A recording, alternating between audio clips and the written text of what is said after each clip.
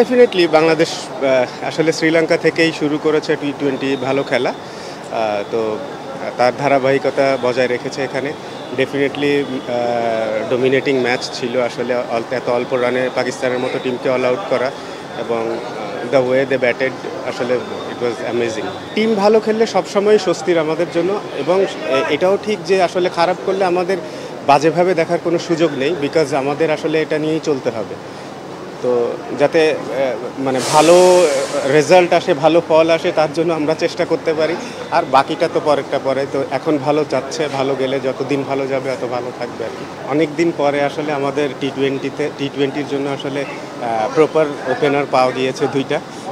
যে ওরা আসলে খুব মানে এরকম না যে ওরা আহামরি কিছু করে ফেলছে, বাট ওদের the way they are doing এবং এইভাবে যদি চেষ্টা করতে থাকে আমি শিওর যে খুব তাড়াতাড়ির মধ্যে আমাদের খুব ভালো মানে দুইটা ওপেনার আমরা পেতে যাচ্ছি।